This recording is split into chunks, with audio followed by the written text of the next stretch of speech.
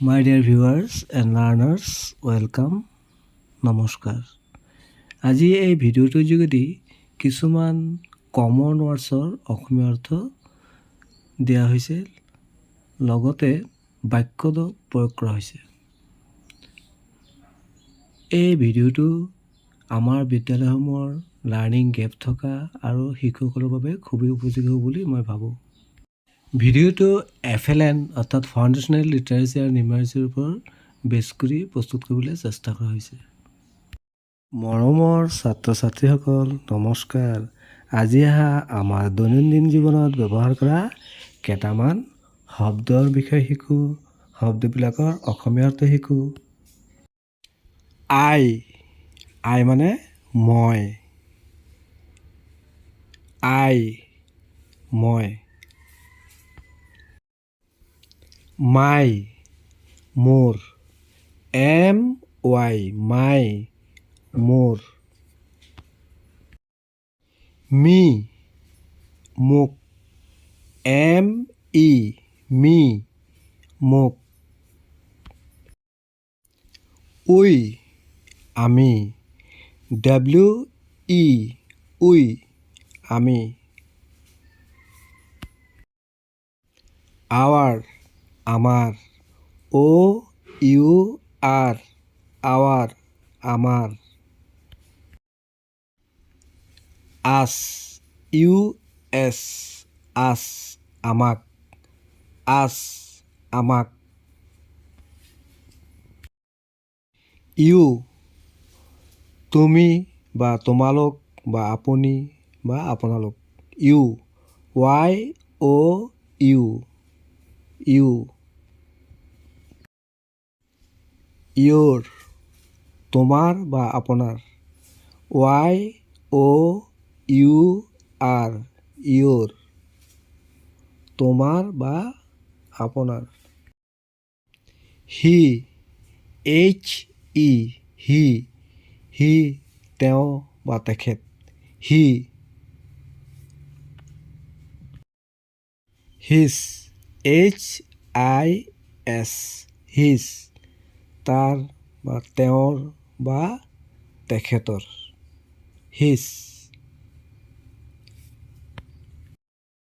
হিম HIM হিম তাক বা তেওঁক বা তেখেতক।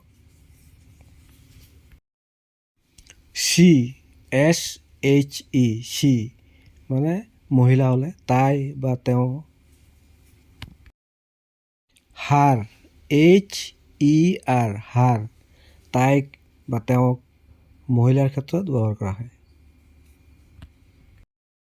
দে THEY দে মানে সিহঁতক বা তেওঁলোকক বা তেখেতসকলক। দে।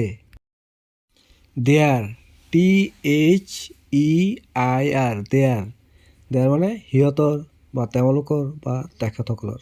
দেয়াৰ। দেম THEM দেম মানে সিহঁতক বা তেওঁলোকক বা তেখেতসকলক।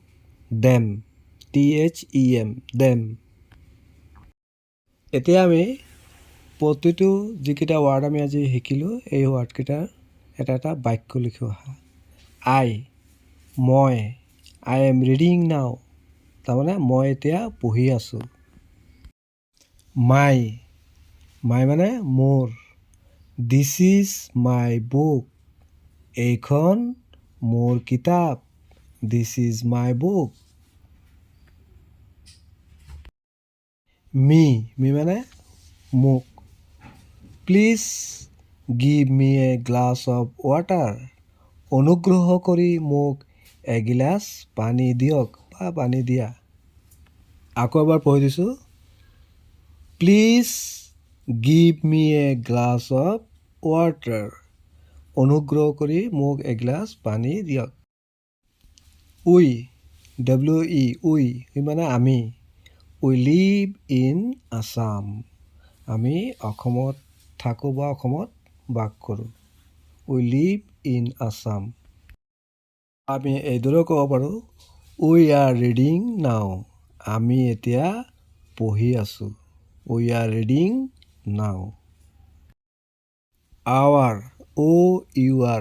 আৱাৰ মানে আমাৰ there is a playground in our school আমাৰ বিদ্যালয়ত এখন খেলপথাৰ আছে there is a playground in our school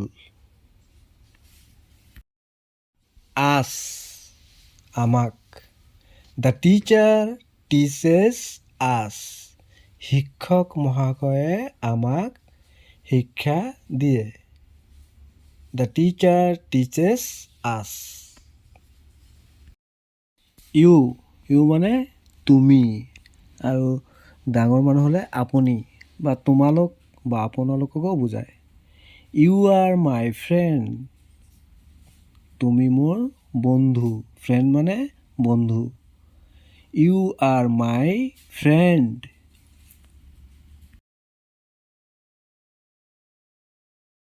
your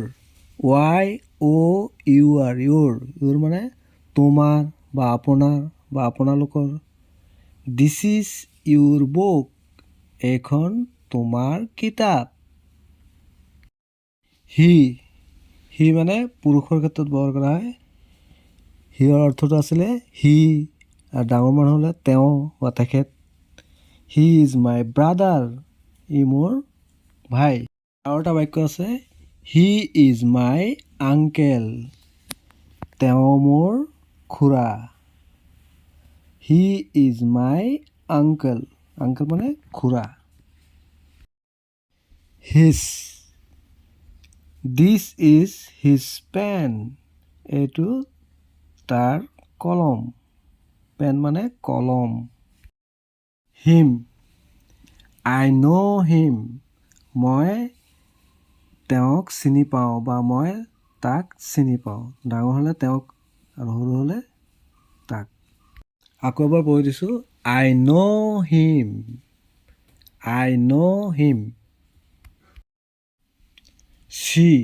C মানে মহিলাৰ ক্ষেত্ৰত ব্যৱহাৰ কৰা হয় চি ইজ মাই ছিষ্টাৰ তাই মোৰ ভনী ছিষ্টাৰ আই গেভ হাৰ এ পেঞ্চিল মই তাইক এডাল পেঞ্চিল দিছিলোঁ আই গেভ হাৰ এ পেঞ্চিল দে আৰ প্লেয়িং নাও সিহঁতে এতিয়া খেলি আছে দে মানে সিহঁত আৰু ডাঙৰ মানুহ হ'লে কি লিখিব লাগিব তেওঁলোক থেংকছ ফৰ ৱাচিং ষ্টে কানেক্টেড ইয়াৰ পৰৱৰ্তী ভিডিঅ'ৰ দুটা লেটাৰ থকা শব্দবোৰ আমি পঢ়িম আৰু শিকিবলৈ যত্ন কৰিম থেংক ইউ